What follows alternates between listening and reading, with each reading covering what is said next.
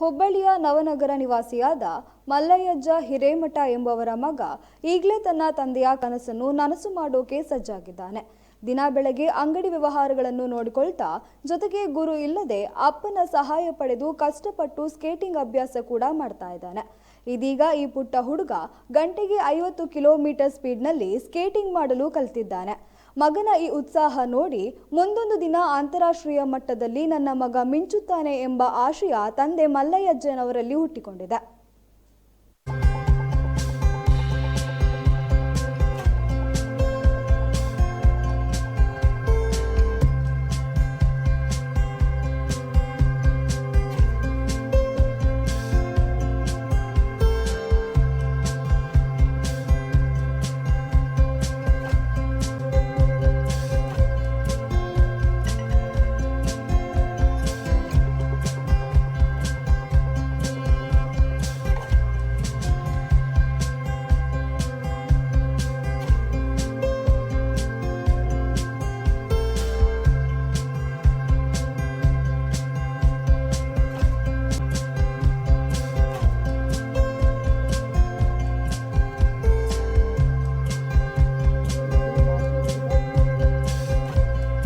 ಅದರ ಒಂದು ಪ್ರಯುಕ್ತ ನನ್ನ ಮಕ್ಕಳು ಇಬ್ಬರೂ ಖುಷಿಯಿಂದ ವಿದ್ಯಾಭ್ಯಾಸದ ಜೊತೆಗೆ ಆಟ ಪಾಠಗಳಲ್ಲೂ ಮುನ್ನುಗ್ತಾ ಇದ್ದಾರೆ.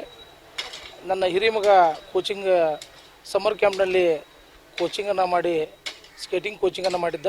ತದನಂತರ ಅದನ್ನು ನೋಡಿ ನನ್ನ ಸಣ್ಣ ಮಗ ನಾನು ಕಲಿತೀನಿ ಅಪ್ಪಾಜಿ ಅಂದ. ಅವಾಗ ಕೋಚಿಂಗ್ ಸೆಂಟ್ರ್ ನನ್ನ ದೊಡ್ಡ ಮಗ ಬೇಡ ನಾನು ಕಲಿಸ್ತಾನಂತ ಮನೆಯಲ್ಲಿ ಅವನಿಗೆ ಕಲಿಸಿದ್ದಾನೆ.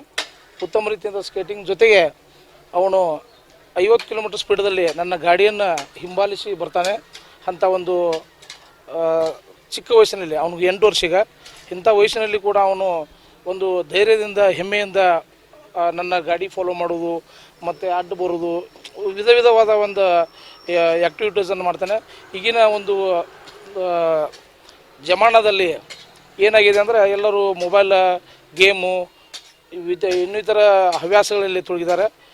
ನನ್ನ ಮಕ್ಕಳಿಗೆ ನಾನು ಏನೋ ಒಂದು ಕಲಿಸ್ಬೇಕು, ಹಳ್ಳಿಯಿಂದ ಬಂದಿದ್ದೀನಿ ಅಂತೇಳಿ ಒಂದು ಛಲದಿಂದ ಮುನ್ನುಗ್ತಾ ಇದ್ದೇನೆ.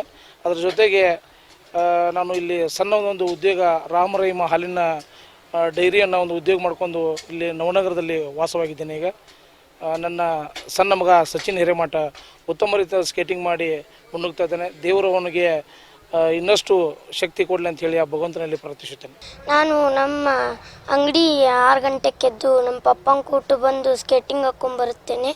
ನಾನು ದಿವಸ ಬೆಳಗ್ಗೆ ನಮ್ಮ ಪಪ್ಪ ಹಾಲು ಹಾಕಕ್ಕೆ ಹೋದಾಗೆ ಯಾರೂ ಇರಲಾರ್ದಾಗೆ ನಾವು ಒಬ್ಬನೇ ಇದ್ದು ವ್ಯಾಪಾರ ಮಾಡುತ್ತೇನೆ. ಯಾವತ್ತೂ ನನಗೆ ಬಿಟ್ಟು ಹೋಗ್ತಾರೆ. ಇದು ಅಂಗಡಿ ಜವಾಬ್ದಾರಿ ನನಗೆ ಇರುತ್ತೆ.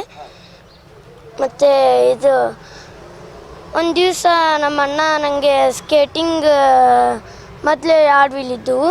ಅವಾಗ ನಮ್ಮ ಅಣ್ಣ ನನಗೆ ಸ್ಕೇಟಿಂಗ್ ಕಲ್ಸಕತ್ತ. ಅವಾಗಿಂತ್ರೆ ನಾನು ದೀಪಾವಳಿ ಇದ್ದಾಗೆ ಡ್ರೆಸ್ ತೊಗೊಳಕ್ಕೆ ಹೋಗಿ ಗಂಟು ಬಿದ್ದಿದ್ದೆ. ಆಮೇಲೆ ನಮ್ಮ ಪಪ್ಪ ಇದು ಸ್ಪೋರ್ಟ್ಸಿಗೆ ಹೋಗೋಣಂದ್ರು. ಆಮೇಲೆ ನಾನು ಹೋಗುಂಬಾ ಪಪ್ಪ ಅಂತಂದೆ. ಆಮೇಲೆ ಹೋಗಿ ಸ್ಪೋರ್ಟ್ಸಿಗೆ ಹೋಗಿ ಸ್ಕೇಟಿಂಗ್ ತೊಗೊಂಡು ಬಂದಿದ್ವಿ. ಅವಾಗೇ ಅಲ್ಲೊಂದು ಸ್ವಲ್ಪ ಕಲಿಸಿದ್ರು. ಅವಾಗೇ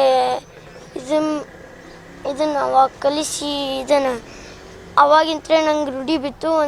ಒಂದು ದಿವ್ಸನಾಗೆ ಎಲ್ಲ ರೂಢಿ ಬೆಳೆಸ್ಕೊಂಡು ಮತ್ತು ಆಮೇಲೆ ಎಲ್ಲ ಕಲ್ಕೊಂಡು ಆಮೇಲೆ ನಮ್ಮ ಪಪ್ಪನ ಹಿಂದೆಲ್ಲ ಸ್ಕೂಟಿ ಹಿಡ್ಕೊಂಡು ಆಮೇಲೆ ಸ್ಪೀಡ್ ಹೊಂಟೆ. ಆಮೇಲೆ ನಮ್ಮ ಪಪ್ಪ ಜಕ್ಕೊಂತಾರೆ.